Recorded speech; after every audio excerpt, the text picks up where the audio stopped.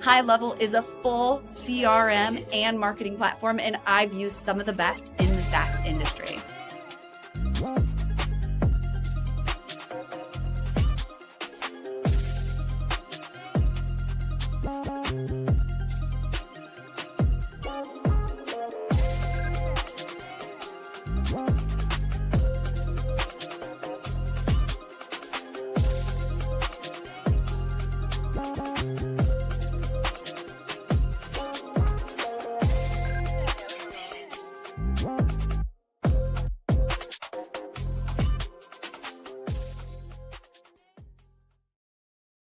And we are live from LinkedIn, Facebook, YouTube, Twitch. We've got X, Kick, and one of our guests, LinkedIn, Keith, who you're going to meet here in just a second.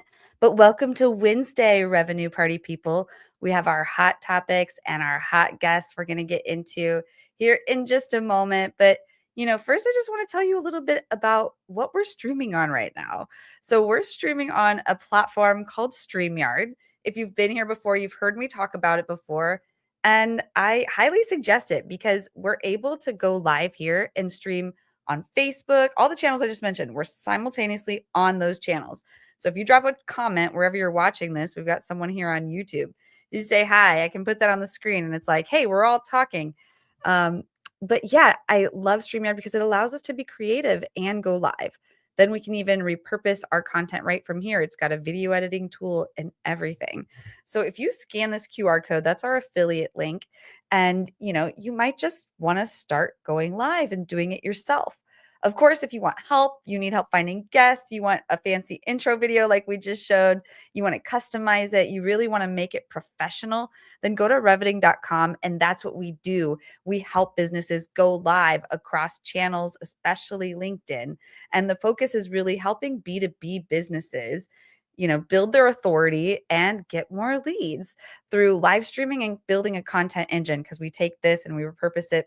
I digress. Check out StreamYard if you want to try going out live by yourself. Anyone in the comments here gone live before? Remember, we want to keep this conversation interactive. So if you're here tuning in, let us know where you're tuning in from. Let us know what industry you're in so we can make this conversation relevant for you. And if you comment later on after it's live, well, we won't be able to address that live on screen, but we can still also, try to comment. And I do see some of those sometimes and I try to reply. But anyway, yeah, thanks for tuning in. I see there's about 5 of you on, or I guess now there's 6. It's climbing. 5 on YouTube. We've got someone on, which one is that? Twitch. Who's on Twitch? We want to know who's watching on Twitch. But you have a great conversation coming your way, and I can see more people are joining. So again, let us know you're here by leaving a comment. It's going to be a great conversation. Let's get right into it. Welcome to the show. We've got Courtney and Keith. Thank you so much for being here. Thank you. Thanks for having me. Absolutely. Okay, so I am going to sit back here for a second and we're going to put up a 2-minute clock and we want to get to know both of you a little bit more. Could you tell us your full life story from birth to what brought you to now? Courtney, could you kick us off? Sure. I'm dialing in from Simsbury, Connecticut, East Coast here. Native New Englander, born and raised, and I am the founder of GrowthMinded, which is a brand marketing and growth strategy firm. My entire background is in marketing. I was, for anyone who did DECA in high school and college, I was the DECA dork that was huge into marketing back then, went to college for marketing, and ended up working in ad agencies. Totally burnt out. After working on some really big brands like Bank of America, Merrill Lynch, JP Morgan Chase, Disney, NFL, and started my own business, an agency about 6 years ago. And ever since, it's been a wild ride and it's been amazing. I went from building the agency that I was running away from to building an agency that really works both for my team and for my clients and for their brands, which I'm psyched about. And what we really do is ultimately help people shift their mindset to marketing as tactics, to marketing is a mindset, and it is customer centric. Outside of the work that I do, I am a mom to 2 boys. Today was the first day of school in Simsbury, so we were back in school. I have a kindergartner and a fourth grader. I'm a Peloton enthusiast, and I'm also a competitive Irish step dancer. So yes, like Lord of the Dance, Michael Flatley, I do that. I just competed at nationals in Orlando in July. So that's a little fun fact about me. And in addition to my husband and my two boys, we have a dog named Slapshot. That's our new family puppy. That's just a little bit about me. Amazing. Competitive Irish dancing. That is so cool. I wish we had a video of it that we could play on screen here. It's like the best. Yeah, I definitely want to see that sometime, but it makes you extremely interesting, Courtney. Thank you so much for sharing that. And we're definitely in for a treat on the topics we're going to be listening to from you today. And how about you, Keith? Could you tell us a little bit more about you? Well, I shouldn't say more. Introduce us. I've met you before, so I've heard you speak on other podcasts, but tell the audience who hasn't met you, your story from birth to what brought you to now. Yeah, so I was born in Chicago, and then actually I grew up in the South. So you can't tell from my accent, but I actually grew up in Arkansas for most of my formative years, and then moved west, came west for school. I've always played sports, so athletics and sports has always been a big part of my life. Once I got out of college, I sort of fell into technology almost 35 years ago, and decided instead of law school, I think I'm going to go into tech, which was actually a phenomenal decision. Part of what motivates me as I got into technology is I love innovation and I love efficiency. And so anyone that knows me knows I'm an efficiency freak. If there's a way to do something, there's always a way to do it better, faster, and more effectively. So my parents would actually tell you that I turned laziness into a career. So I turned laziness into, God, there's got to be a better and easier way to do that. And technology enables that to happen. So that's how I sort of ended up in technology. And like I said, I've been in tech for about 35 years now. I've been part of some really cool evolutions in tech and some pretty cool company launches. So I learned very early in my career. I love building technology companies. I love building new markets. I love going in and doing things that have never been done before. And then now with AI, I feel like this is the crescendo of my career. It is the ultimate revolution, not evolution. So it'll be fun to talk about that today.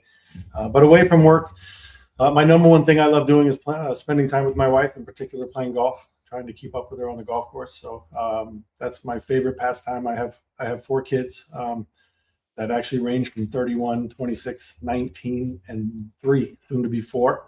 So I have generational kids. If you have questions on what kids are like at different phases, I probably have one in that generation. So I can answer questions there too. And I love spending time with family. So that's me. That is an incredible story as well, Keith. Thank you so much for sharing it. That is quite the age gap. You said 19 to 3? No, 31 to 3. Okay, but then the least youngest was. Yep. It's 31, 27, 19, and 3. Wow. Yeah, matter of fact, my 19-year-old is at Duke, and so I will plug Duke volleyball. She plays volleyball at Duke. So. Nice. Oh, incredible. So cool. Yes, we love family people. Absolutely. This is going to be a great episode. And we're going to keep it real because, people buy from people, not brands. So I love humanizing everything here. But let's get into our first topic, which is marketing is a mindset, not messaging. And I was saying pre-show, like, in the last month, if I could count all the meetings I was brought into that were just about messaging, oh man, I can't, I think I lost track. But they weren't very productive in my opinion. We can get content out fast and test it fast, but I'm curious, could you kick us off on this topic, Courtney, and tell us what's your take on it? Absolutely. And that was a great segue in saying that as marketers, we're marketing to other humans.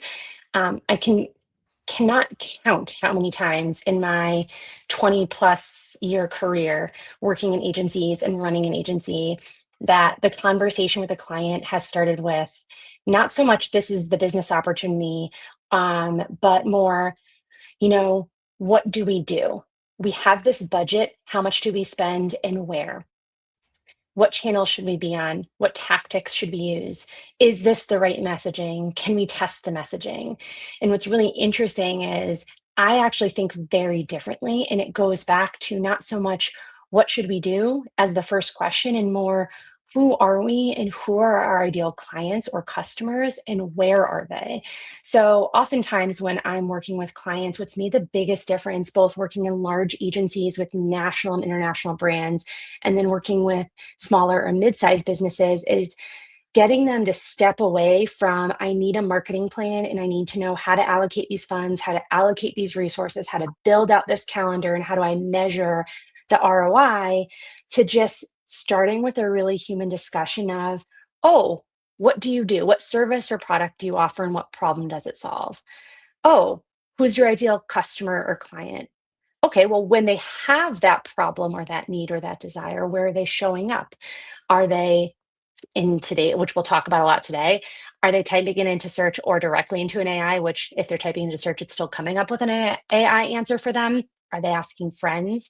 Are they trusting certain experts? And so this idea of marketing as a mindset is one I feel so strongly about because I see it overlooked so often. And yet when people step away from this title of marketing or sales and think about it in a more empathetic way of, well, if I were in their shoes, what would I do? Or I had a sister that had this issue, or a neighbor, and this is what they told me they did. When you start from the perspective of who you're trying to reach and whose attention you're trying to capture and convert, becomes a lot easier, a lot more organic, and oftentimes a lot more effective and efficient in your efforts. And so my thinking behind that is, when I work with teams and with brands, it's we'll get to answering the what should we do, how should we spend this money, but let's start with what action you want someone to take. Who are they? What do they need to understand in order to take that action? What do they need to think and feel and perceive? Let's start there, and that journey naturally leads to how should we be spending our time and money, and what does success look like? So to me, it's just being a thoughtful human and thinking about, we are all humans, we've all been in that position. How do we walk a mile in our clients or customers' shoes, and be a little bit more empathetic and human to human than spreadsheet and tactic based? There's a time and place for that. I just think that marketing as a whole is a mindset that you can adopt, not necessarily a skill set or a spreadsheet that you need to acquire. And that also goes to the point of, too often I see it falling to just the marketing team, when in reality, when you think about the marketing life cycle, it touches every interaction of a brand.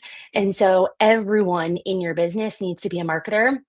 I've worked with construction companies, and it's not only their sales and marketing people, it needs to be the project manager, it needs to be the estimator, it needs to be the person who does the walkthrough when they're handing off the keys. And so when we talk about marketing as a mindset, it's not just a department, it's really about how do you teach your team to represent your brand and best serve your audience. Yeah, definitely. Oh, so interesting. That's so good. I got to say, that is so good. As someone who, from my perspective, running Conviva, I always say marketing is either a mindset or the contrastive word is an activity. And I love how Yeah. you frame that, because so often marketing becomes an activity or just a function, and then you just do things over and over and over again and think, well, the numbers will eventually work. And the whole funnel mentality, if I go talk to 10 million people, I'll end up with 200,000. I think the whole point that you just raised around empathetic view of who you're talking to, like, how do I move people? What would I need to do? And how do we first of all, how do we find people? And then how do you connect to them in a way that moves them? That's where you start. That's what is the emotion that you're trying to elicit? What are you trying to achieve? And then your activities should support that. I totally agree with that. You bring up a great point too about it being an activity. So one of the things that's so aggravating about marketing to a lot of people, especially if they don't work in marketing and maybe you're a business owner or founder or in another department that is, working from a revenue-based standpoint, it's hard to grasp that it's not a set it and forget it either. Like, our clients and the worlds around us are always changing, which means our marketing always needs to be evolving. And there's no silver bullet, which is also really frustrating. You have to be consistent, but you also have to be open to looking up regularly and saying, is this working? Is it not? What's changing? And having to adjust, because there's not one perfect path that a brand can stay on and have it work forever. So the fact that you bring that up, I think, is so important, because that's another thing I think people get really frustrated and overlook is it's dynamic. It's always moving. You're always going to be adjusting, and you got to get okay with that. Otherwise, it's not going to last very long. So, Yes. Yeah, Such a great point. Go ahead, Keith, please. Yeah, as an innovative company, as a company that's always looking to innovate, you have to have a marketing team that innovates the same way. That iteration and constant checking, constant data-driven decisioning. And then nowadays, with the way that marketing can be delivered, the speed at which you can iterate is incredible. So I totally agree. It's a flexible, adaptive mindset that's keyed on to what am I trying to achieve and what am I trying to get into the market. And then from there, again, back to the point of now you start marketing, you start putting things out. But again, it's a fast, iterative, adaptive mindset. So we see it every day here. Yeah. I mean, I couldn't agree more with any of this. I mean, basically, if you're listening to this and you are on a marketing team and you're just going straight to the tactics, you didn't really think through, the customer persona, the audience, who you're talking to, the emotions that you're trying to bring out of them.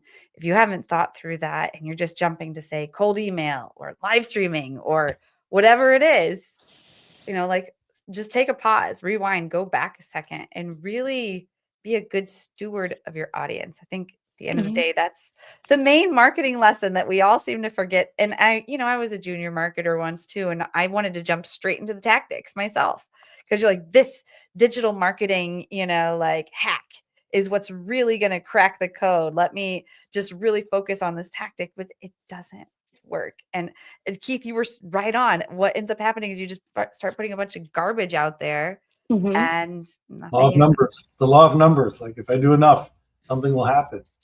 And it can seem counterintuitive and fluffy to people to focus on like, okay, what's the mindset of our ideal audience? Where are they? How do we meet them where they are? Because at the end of the day, we all have deadlines, so we need to get stuff done, right? But more often than not, I've come into businesses and we're looking at revenue, we're looking at profit, we're looking at their lead generation, we're looking at the cost per customer acquisition. And the truth is, they don't have a lead generation problem. They have trouble keeping and retaining clients or customers and then turning them into advocates. So, one of the things we talk about is if you really adopt marketing as a mindset, every point, including after the sale, after the delivery of the sale, is an opportunity to retain a customer and make a new customer through referral or affiliate or advocacy, because we all know, like at its core, it's cheaper to keep a customer than it is to get a new customer. But because so many people focus on marketing as just that upfront of getting them in that door, there's this whole back end that's just like slip and slide of customers coming out that can, especially I see this a lot for smaller and middle-sized businesses, that mid-sized business that's not quite larger enterprise. They have this churn issue where if they actually worked on the second half of the customer experience, which is still marketing, but people don't think of it that way, and they think through how they're nurturing those people and turning them into advocates or reviews or referrals, that can be a game changer. Definitely. 100%. This is so good. We've got some comments coming in. We've got Roland here from Dubai. It looked like we had, how do I say your last name, Keith? Zubchevich. Zubchevich. We had Jessica Zubchevich here in the comments. Everybody right there. And, a few others. But if anyone's listening and you have comments, questions, we want to hear them. Long saying, he's laughing. The amount of time I hear, we need video. It's like, people just jump to that because they see everyone posting videos. They're like, I need video. But like, I don't know. Do you really need video? Like, it's a good question. You should ask that first. But let's move on to our next topic. But before we do, what actionable tips would you give the audience? Like, what can they take away from this if they're in one of those situations where people are just like, I need the video? How do we pause and like, as marketers and take the lead there? If you haven't already, define who your ideal audience is. Like, who is that person and understand them. And then before you make a decision, put it through the funnel of, if we do this, are we actually reaching them? Or are we hoping we reach them? Does this match where they are, or does it just match what we hear everyone else talking about? So I almost think of it as like, do you remember those like WWJD bracelets people wear? It's like, what would our clients do? Or where would they be? Ask that question before you make any decision, because ultimately the money you're using and the resources are trying to reach them and convert them. So you need to be sure that the investment that you make is likely to hit the target with them. And that's a great question and lens to put everything through. Yes, yes, yes. Thank you for sharing that. All right, well, let's move into our second topic, which is all about AI. How Mm. AI agents are changing shopping. Keith, can you kick us off here? Yeah. First of all, let me say AI agents are changing everything. I mean, if I will guarantee you, every single person listening to this and that will watch this show is already using an agent in something. So it's not even that it's just changing shopping; it's actually changing how we work, learn, live, and play. So agents are not just something that should be looked at as a piece of software that e-commerce companies or companies can push out to help their customers. It's actually a brand new interface. And so if you understand that, then you understand what the promise of agents really is, which is that for the consumer or the shopper, it should be about making their life easier. And if you think about, the digital products that we all use and say today backwards, they're very clunky. It's a lot of thumb typing. It's a lot of searching, a lot of scrolling. It's not an elegant process to go buy something in a product app or even on the website.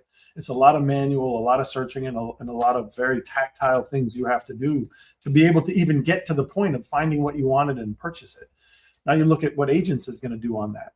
Agents, the promise of agents is now it's a conversation. It's something that I can interface with, where I stop thumb typing, I stop trying to do scrolling and searches, and there's something on the other side of the screen that's actually navigating this for me by collecting what I want, understand what I'm looking for, and maybe it's not even precise.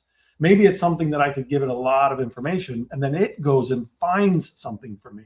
So the way AI agents should be changing, let me say should be changing, shopping, is that it should make it a very simple and efficient process. It shouldn't be clunky. It shouldn't be something that takes a lot of time. It shouldn't be error prone. It should be the equivalent of walking into a store and finding a sales rep and saying, hey, this is what I'm here for. And the sales rep goes, okay, I know what you need. Let me go find it. Let me bring it to you. Let me show it to you. And then if you're happy with it, you can try it on and I'll ring you up. It's very similar in the agent world. You want something that says, okay, I know what you want. I heard what you said. Let me go find my options. I'm going to bring it back to you, and then you're going to buy it. So that's the promise.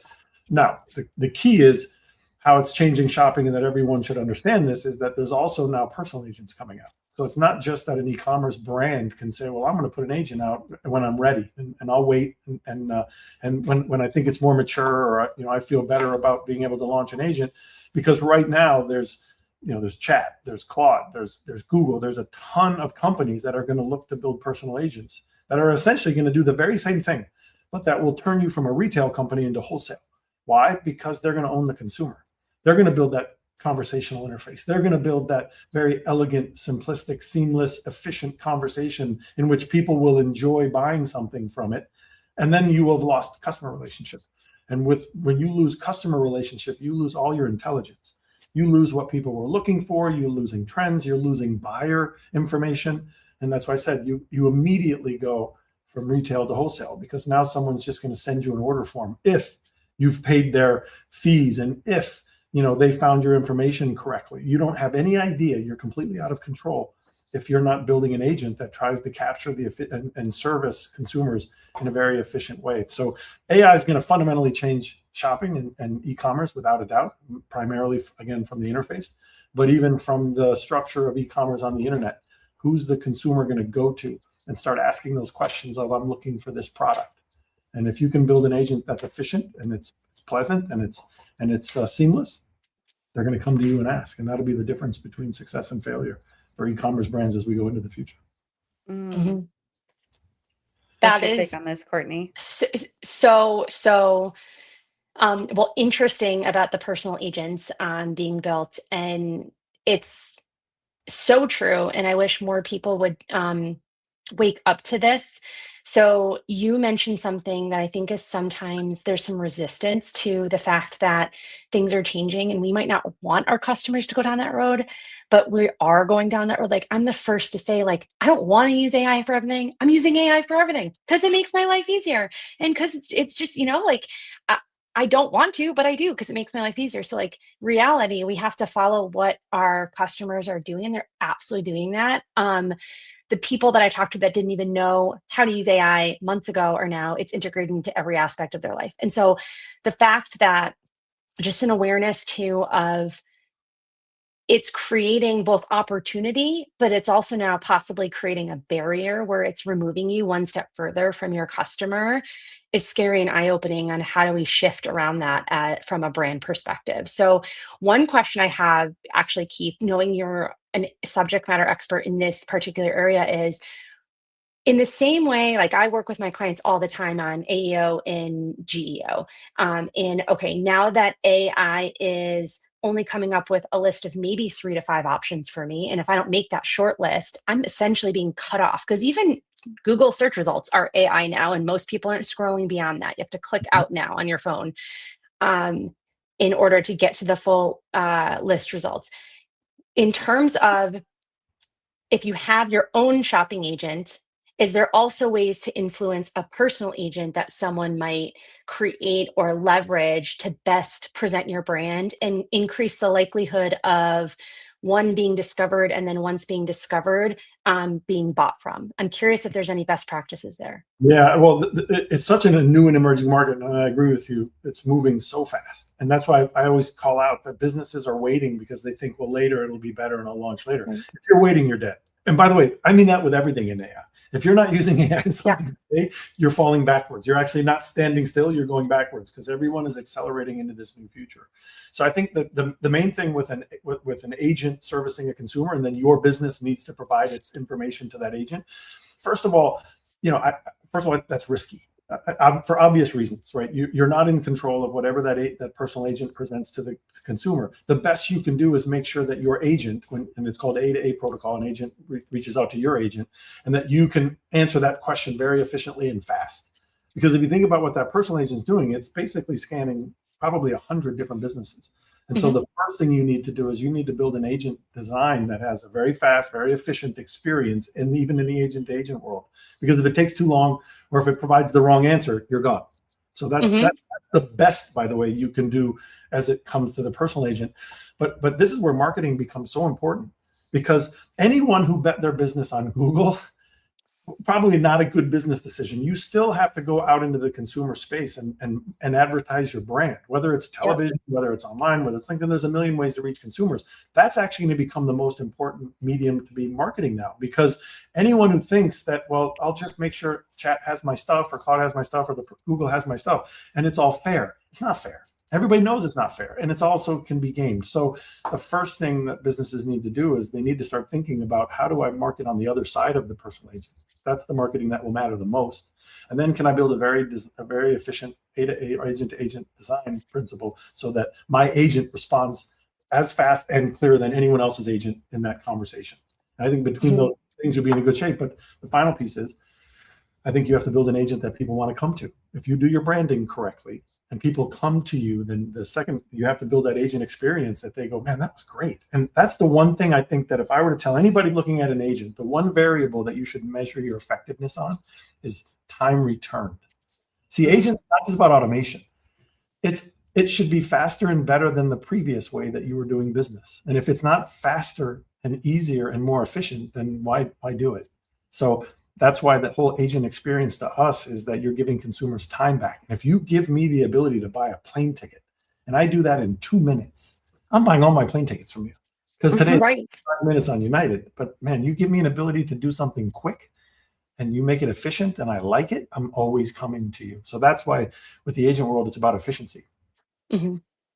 That's so interesting. One of the things I talk a lot about is asking from the perspective of the customer, like, what's in it for me? And that's exactly what you're talking about. It's like, what's in it for me to use this?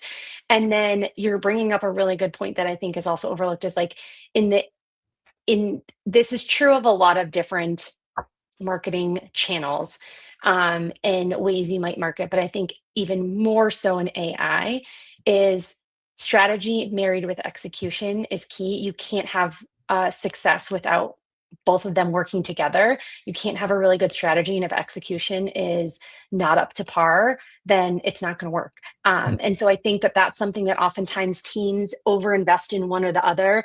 We're either always stuck in strategy or we're only thinking about execution, but it's really one big connected puzzle that needs to work seamlessly, consistently. Yeah. Oh, that's a beautiful way to put it. And it ties in our last topic that we were just talking about as well. But thank you for sharing that. Keith, how should brands measure the time return in a meaningful way? Yeah, I think, well, in turns. So a turn is essentially how many times back and forth you do with an agent. And that's easily measurable. We measure it all the time. So the key is, when you measure efficiency, how long was the back and forth for the agent to know what I want? From there, how long was the back and forth for it to present an option to me? And from there, how long was the back and forth until I purchased? And then you just optimize to that. You learn, okay, why did it take so long? What are the things I can adjust? Because, and this is something, and it'll apply to you in the marketing side. It's very similar. Herb Simon, we have was at Carnegie Mellon with my co-founder Wei Zhang, and he wrote a paper called The Attention Economy. And he said, we live in the attention economy, that the most scarce resource that exists today is someone's attention. I only have so much of it. I don't get any of it back, right? We have time, and that's all I have. So it's so important when you look at efficiency, you look at marketing, you talk about attention, getting their attention and holding it. We live in an attention economy. People don't have all day. They have very unrealistic, in some cases, expectation. I only have 5 minutes to do this thing, and you need to. And if you're not going to meet my 5 minutes, I'm leaving. So it's not even about quality anymore. It's now even about time. And so for us, we measure time in that conversation and give you the levers to pull to optimize it shorter, because that will be like I said, the difference between success and failure is, man, that was a great experience.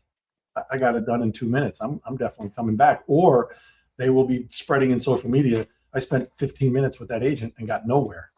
Never coming back. So Keith, I'm wondering about accuracy, because I'm guessing there's a lot of brands who'd be like, I'm afraid to put an agent on it because, what if they, accidentally share something? So like, what safeguards prevent your agents from, confidently providing like an inaccurate answer about, say, anything? Yeah, no, that will happen. Let me just throw it out there right now. It is an immature technology, so there will be what's called hallucinations. Everyone's familiar with that word. There's also going to be things that the agent might get wrong. It's not perfect. It's not a perfect piece of software or a perfect automation engine, but the key is to understand when it happens. So part of what we did in building our quality of experience platform is we knew that you had to see the quality of the experience from the user's perspective, but you can't find out tomorrow. So everything we do in our quality of experience analytics is real time.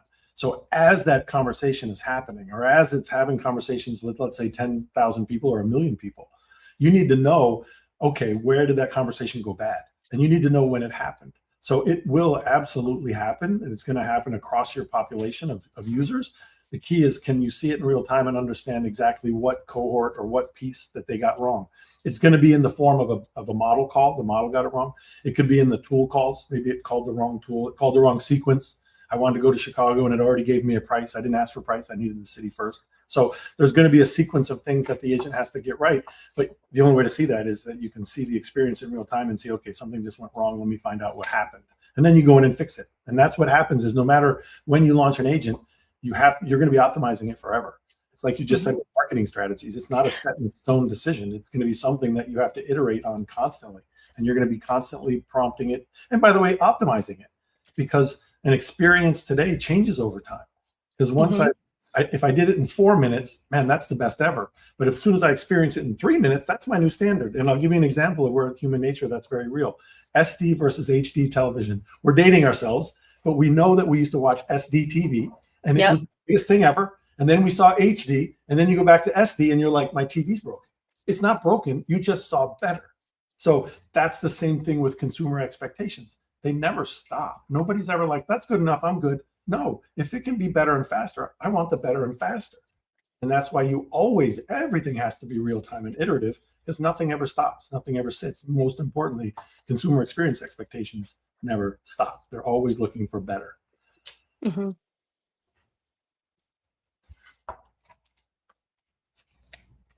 I guess I'm on mute. I don't know. Such a great topic. We could go on and on about this. But we've got 2 more topics and it's already 8:38. So before I lose track of time, we need to get into our third topic, which is going to be more about AI, the marketing job AI is creating. But we'll get into that here in just a moment, right after our brief message from Reveting and Cherry Assistant.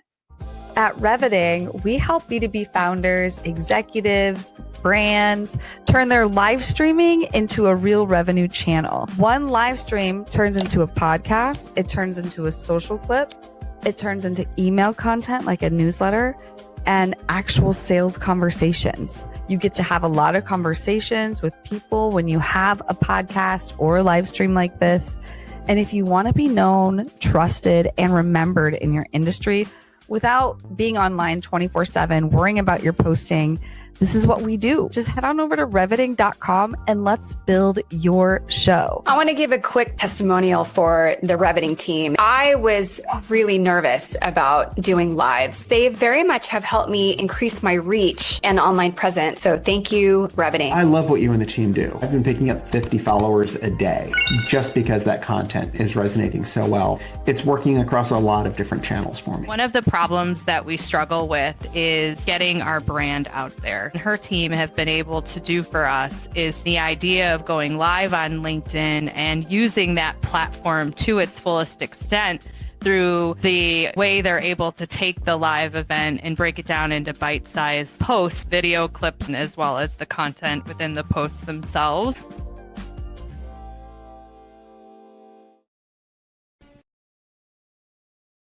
This is Mike, also known as Clean with Mike on Twitter. Mike hired a virtual assistant from Cherry Assistant about 2 years ago. Now, he has a $50K per month business, fully managed by a remote operator in South Africa. His VA from South Africa does the following: closing inbound leads on the phone, Yelp and Google and Facebook, manages his CRM on Go High Level, deals with rescheduling, cancellations, any issues, hires and manages the cleaners, and sends them daily reports and updates. Mike has a fully cash flowing business managed by a remote operator for only $8 an hour. You can also hire a US equivalent worker in the Philippines, South Africa, Latin America for a fraction of the cost with Cherry Assistant. Be like Mike and grow your business with offshore staff. You're listening on audio only. We're showing a menu of services right now, including but not limited to lead generation, CRM management, prospecting assistance, sales presentation preparation, data entry and cleanup, customer support, project management assistance, and so much more. If you do reach out, make sure you let them know you heard about them through WinsDay so you can get $250 off your first month. But let's get into our third topic. This is a really good conversation. The marketing job AI is creating. We always hear about the marketing job AI is taking away, as you explained pre-show. Courtney, could you please get into this topic? Yes, and thank you for the segue, Keith, because I wanted to comment on your note about, AI can make mistakes and humans can too. Like at the end of the day, there's a probability of error with humans and with machines and with AI. And so we just need to become okay with that. And not to say that, as we're talking a lot about AI taking over marketing jobs, everyone's so worried about it. And there's certain things that it absolutely makes sense for it to take over. But the one area that I think can also be a, you know, quality control for things like the agents that Keith was talking about is this job of discernment and of judgment, and of a lot of people are using the word taste, which I agree with. And I think that's becoming so, so important. But I think what that's really rooted in is really knowing your customer and knowing your brand and knowing when to say yes and when to say no. So a lot of people can talk about, the job that AI is creating from a marketing perspective is the job of judgment and taste. But then I ask the question of, well, what's under judgment and taste? And it's knowing what your business objective is, it's knowing who your audience is, and it's being able to strategically say, yes, this is the right decision for us as a brand, or no, it's not. There's so much in terms of what AI can do now that volume is no longer the problem. production execution is no longer necessarily the problem or what's stopping brands from getting out there.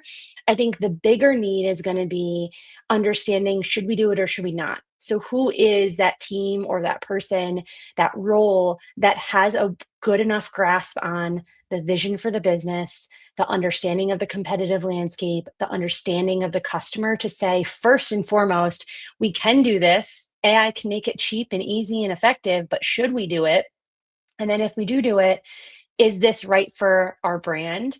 Is this right for who we are? Is this right for our audience and how we want to interact with them? Is it sustainable? Maybe we can do it once and it can be successful, but is this part of a sustainable effort as part of our business and our brand initiatives? And so when I think about people talking about AI replacing so much, I also think it's creating this huge opportunity for us to think about critical thinking about what white space within an industry or business can own. And then how do we seed expertise within our marketing teams that can support that really senior level decision making. The other topic that this has brought up as of late, as I've been chatting with colleagues, is that's typically usually a really senior level job. And how do you get that experience of making those really critical decisions and those really high stakes decisions and really visible decisions without having had some of those more junior level roles? So I think as we talk about this as an industry, to me, AI is here to stay. We have to adopt it. How do we shift our team and our talent to support that strategic decision making, that judgment, that discernment, that should we even be doing this? And if we do this, is this the right way to do it? Versus just tactical and execution. And then the other question is, how as a brand or a business or an organization can we then support junior talent that might be coming up through that? What skills do they need to be able to make those decisions? Because they're not getting the 10 plus years of sitting in on meetings, being part of rounds of review. When you're coming into this role, you're really expected to be able to run with it and make those decisions successfully on behalf of a brand and the people that it represents. And so I think that I'm seeing that get lost in the conversation sometimes. And I think it's one that we need to talk about as an industry and also come up with solutions for as an industry. Is what does that look like within an organization? And then how do we support junior people coming up that eventually want that role? Because a lot of it's lived experience, not necessarily something you can study in a textbook. So that's something that I think is really relevant right now.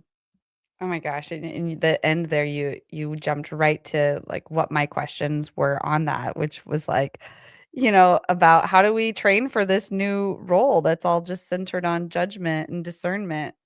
And then like what skills really make someone especially valuable in this new marketing environment? And can discernment really be something that's taught?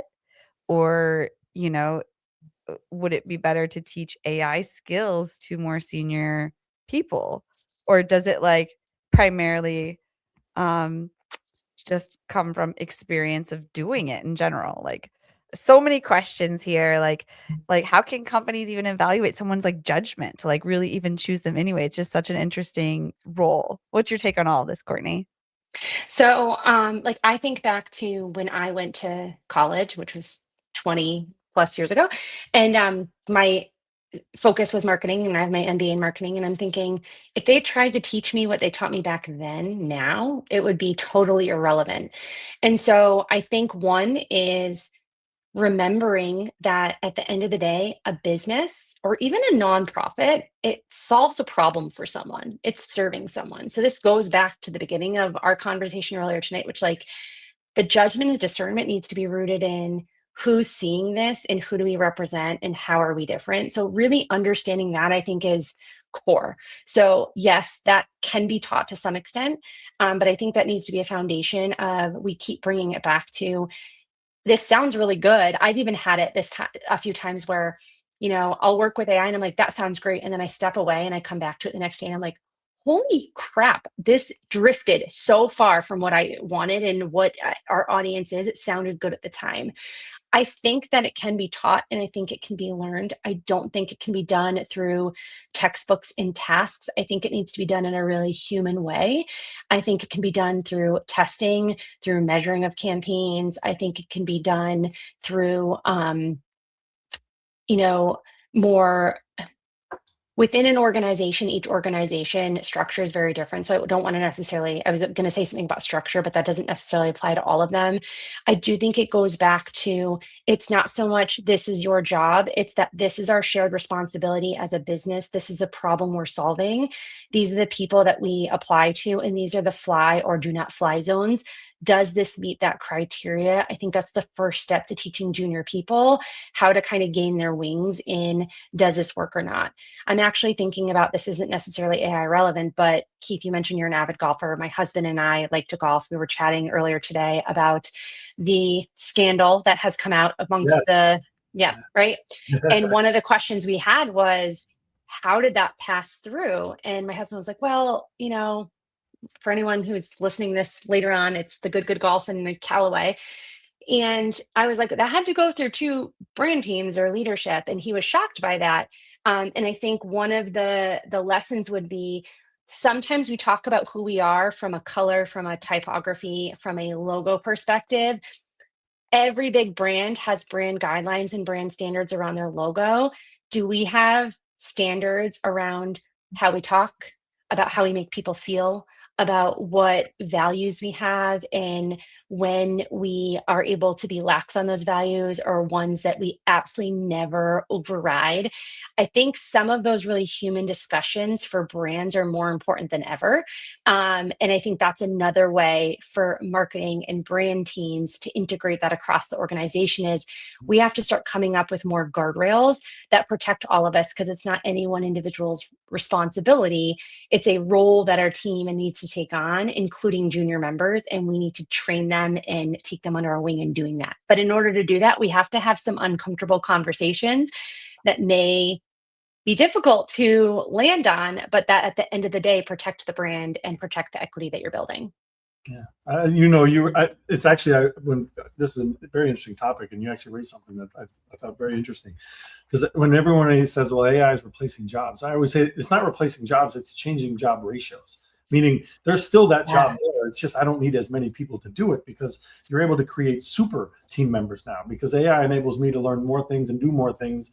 So therefore, the ability to have 5 people do something, and now I only need 1. So that's where people have to embrace the fact that I have to be that one, and I have to be that one by learning what AI can do. And then you actually raised something I've never thought of before, which is the discernment angle. Because now with AI, the speed is picking up. Well, if all of a sudden, I'm a teenage driver and I'm going 30 miles an hour, I can control the car. The car goes 120. All of a sudden I panic and the wheel starts turning and I can crash. And that's, I think, the good analogy with AI is that's where you raised that. And I never really thought of it. Now discernment is everything, because now I can do things so fast and I can do things so big that you raised a great question, should we? And then your point around teaching people, and you're right, it is an experiential learning. And I agree. The one thing AI is changing with everybody's job is that what you're learning in school is probably mostly irrelevant now. It's changing so fast in the real world that you can only experience it in the real world. We had a marketing intern here last year, and he was going back to school, and I said, "Why are you going back to school?" And he said, "Well, I got to finish." I go, "What are you going to learn now? You're at the epicenter of AI. You're learning things that won't even hit that classroom for another 2 years. Like, you're out in front now. Why are you going back there?" So I think the concept of how fast AI can go, you raise an incredible point. Now discernment is a commodity. Now I need to be able to say I can, and I can do anything now. It's now a should I? And that's the golf thing. Same thing. My wife showed that to me. I was shocked. I could not. We all have the same response. Like, how does that happen? Like, how does that happen? And they got out. So discernment was lost in a very long chain somewhere there that did not end well. Wow. Yeah. Oh my gosh, there's so much there. We could keep going on. I feel like we could talk about this for hours, but we only have 7 minutes left and we still have one topic. So before we transition into our next topic, could you wrap us up with, what's your actionable advice here for for businesses or for individuals, Courtney? I think, something I was thinking about as Keith was talking is, this being experiential. The one piece of advice it absolutely is, and some people have good judgment and discernment, and I think that part of it starts with the interviewing process and probably giving them a little bit more hands-on. But at the end of the day, I think every business for every initiative should have a brief of some kind.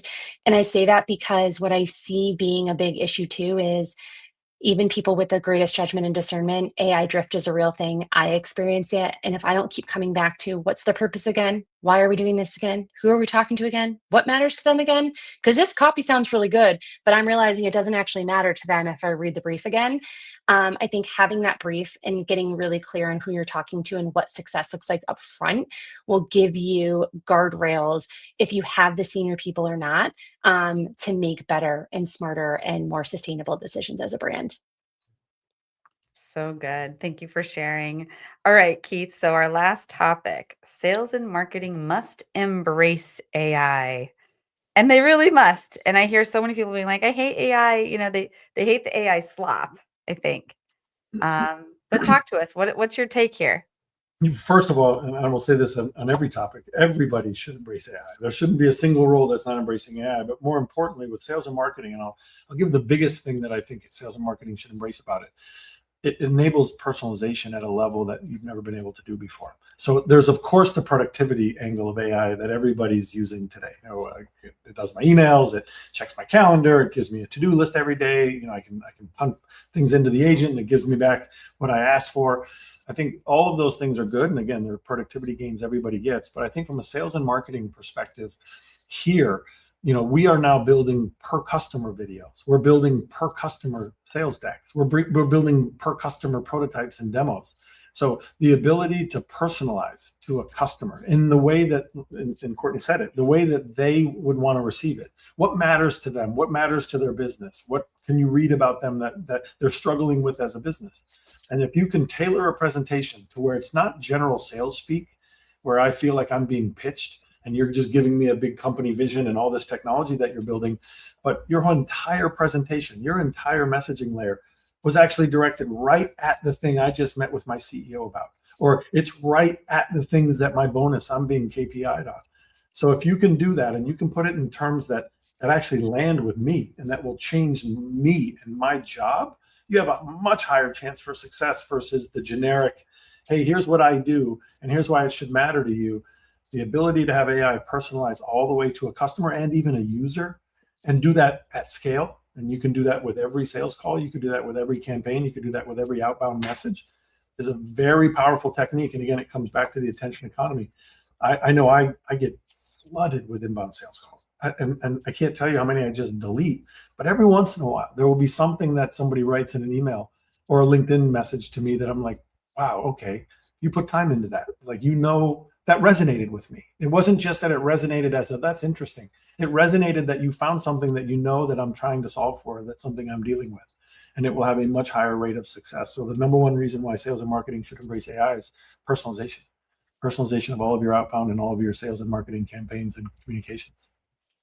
Absolutely. Yes, absolutely. I agree. I think that there's so much clutter out there. We're all inundated with so much. And I've had the same exact experience as you where like I can tell like, okay, cold outreach, cold outreach, cold outreach, but they'll say something in the subject line or I can see it and I'm like, I open it and I'm like, wow, this feels different. And I was thinking, the best salespeople I know are the ones who don't feel like salespeople, and they're the ones that get to know you. And they're so busy asking you questions about yourself, and they're not talking about themselves, that you're enabling people to do that at a much larger scale than a sales force ever has. There's, to your point, that ratio of staff, you still need salespeople, you still need marketing people, but being able to do this at scale is huge. And I actually think I heard someone say recently that one-to-one is now becoming the new luxury, meaning like personalized, like because so much is mass market and there is AI. But what's interesting is I actually think AI can provide that one-to-one experience. Like you were talking about those shoppers, like that is a one-to-one experience. And so the more that we can personalize, I think you bring up such a good point. It's just a way to differentiate yourself and it's a way to make you sticky. When you think about brands being sticky, if you know that someone knows you really well, you're going to go to them first as opposed to starting a blank search or asking around. And personalization is what does it every single time. It's making them feel seen and heard and understood. And so I think you bring up a really good point that a lot of people are talking about efficiency and productivity. So many people are talking about automating processes, but what about being able to deepen your ability to personalize and really connect with someone? I think that's a huge takeaway. Absolutely. Definitely. Oh man, so much. Like one-to-one may be the new luxury. Like even when technology helps deliver it, that's really, kind of a thought provoker there. Like what is like one personalization practice you think every sales team could implement tomorrow? Personalized messaging decks. So anything you send out, personalize it to the specific company's KPIs or the things that they're working on, and even tailoring your examples to their business. Land it so that they immediately say, okay, I know you understand my business, so let's have a conversation. So that would be number one, is everything you send should land right in their lap and be tailored right to their business or to their role, and be very intentional and specific. How do you like preserve the genuine curiosity and like the personalization when the research is automated? That comes back to the discernment. That's why I said that's such a fascinating concept. I never really thought about that before, is that you still have to have the ability to understand what, because AI will do anything at our behest, right? We say, I need this, and it will go do that. We still need the review. So that's why the human in the loop, to make sure that it's accurate and contextually right. But it still comes back to the ability to look at it and go, will that work? Like we still have to have that level of discernment. Will that work? Put yourself and have an empathetic and be empathetic for your customer. If I'm that customer, would they want to read that? Would that be something that would be interesting to them? Would I be moved if I read that and I was the CTO of this company? And that's the piece I think most people lose. And that's why being in touch with what are we trying to do and what are we trying to achieve is the first step. And then just matching that with the massive output, the speed and the breadth of the output from AI, I think is the perfect combination. Absolutely. I just want to highlight one thing Keith just said. You said this earlier too, but that one question of using it as a filter, like, would they be moved? So at the end of the day, marketing and sales is to get them to take an action. It's to move them one step or multiple steps further in some type of buying process. So I think that question of like, would they be moved is so simple and easy to remember, but like it makes the difference on whether or not something's going to move the needle and how you judge and evaluate your marketing and your sales efforts. So I just want to call that out because I think if nothing else, like remember that question. Would it move you? Would it move you? I'm curious, Doug, in the comments, would it move you? We've got Austin saying, will that work? I ask myself this every day. We've had lots of great comments and questions. LinkedIn user here. I think this one was more of a comment that was coming in on your page, Keith. And by the way, when it says LinkedIn user, it's because of your privacy settings on LinkedIn, and you have to be able to share that with third parties. We're on a third party StreamYard. But they said, for people listening on audio only, the marketing question that keeps coming up, I see, should I buy an AI solution built specifically for marketing? Less analytics, more marketing copy and materials. So far, I haven't seen a solution with sufficient quality that warrants paying for it versus using your enterprise LLM that's already in place, Copilot, Gemini, etc. So my 2 cents is to wait for the next major version improvements in a year or so. All great thoughts. Anyone want to comment on that one or any of the other comments they've seen? I agree with that. Matter of fact, I just had a marketing team meeting today, and even the LLMs do very different things well, right? Some do really great copy, but don't do graphics. Some do really great graphics, but not really good messaging material. So it's really, again, back to what are you trying to achieve, and then making sure you have the discernment to see, okay, that's good, or it's not, and then find the right model that will give you what you need. So I agree. I have multiple LLMs that I work with. I have clients that work with multiple LLMs or have, their in-house systems. And I also think it's, you understanding what you're trying to get out of AI, you also train it to some extent. Like it's like being in a courtroom and you ask leading questions. Like we're asking leading questions, and it's like we're training it to some extent on our brand and our customers. And so at the end of the day, I feel like there are different tools that may do things better than others, but there's not one catch-all that I would say is great at marketing. I think it's a matter of how you use it, and how you know how to use it to get your desired output. And that's also where the judgment and the discernment comes in. So good. Love this. And we are over time, but any actionable advice from you on this one, Keith, before we wrap up? No, I think that we've covered a lot here. So We have. Okay, so let's get into the guru of the week. We've got to get The that guru of the week. Ooh, ooh. The guru of the week. Ooh. All right, so who do both of you want to highlight as your guru of the week? I'll go first. I am going to highlight Jay Acunzo. He is a marketing expert. He used to be director of content at HubSpot, I believe, but he's now a public speaker and coaches other people on public speaking careers. And how I came across him is I heard him deliver a keynote at Marketing Prof's B2B forum last year. And he was great. And I started following him. And on LinkedIn, I feel like he just has a lot of common sense advice that resonates with me. One of his, key lines is don't be the best, be their favorite. And that resonates so much to me from a consumer centric standpoint and knowing who you are and who you're trying to connect with. So I would say Jay Acunzo. and I'm going to split mine. I actually gave this some thought since you told us this at the start. At a leadership level, John Chambers has always been somebody that I'm always fascinated by and always inspired by. I think the way he thinks, especially as a CEO, the way he thinks about building businesses, looking at markets and attacking markets, and then also leading. He has just an amazing mind. So from a leadership guru, I would put John Chambers. And then I'll do an internal one, which is my co-founder, Wei Zhang, who is just, he's Carnegie Mellon professor now. He came here and started Conviva, but just the way he sees the world and the way he solves problems and in his innovative brain. And his some of the things he writes are very technical pieces, and sometimes I'm lost in them, and I have to use my own Claude to say, what did we say here? But the ability to understand the market from a technology perspective and an innovation perspective, I always find inspiring. And it's also something that I sort of plug my sales and marketing brain into his deep technical academic brain, and together we make a pretty good team. So I love that. Thank you both so much for sharing that.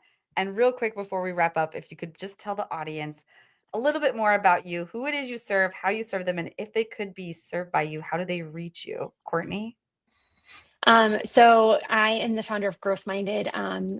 GrowthMinded, we are helping brands and people really gain clarity and sharpen your positioning and connect authentically with the audiences who need you the most.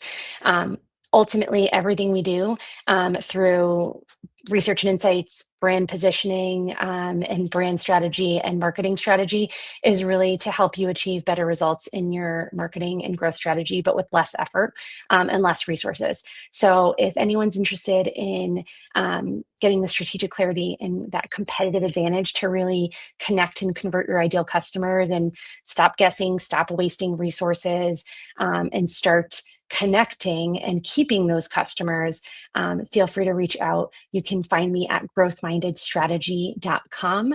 I'm also on LinkedIn, Courtney Holloway Henry. Amazing. And how about you, Keith?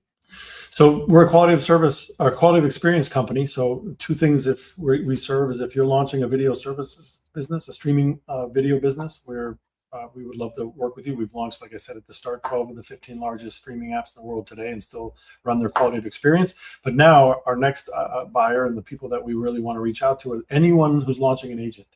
If you're launching an agent, you need to have an eye on, is this actually satisfying my consumer? Not just a technical quality of experience thing where the agent worked, the answer was accurate, the conversation started, but give yourself the ability to truly understand, is the consumer experience of my agent and what they're experiencing with my agent efficient, effective, and pleasant?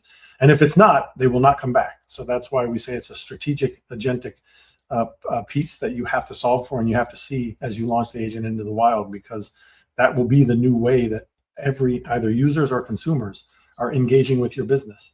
And it's just like you would never hire a bad human. Putting out a bad agent is the equivalent of hiring a bad human.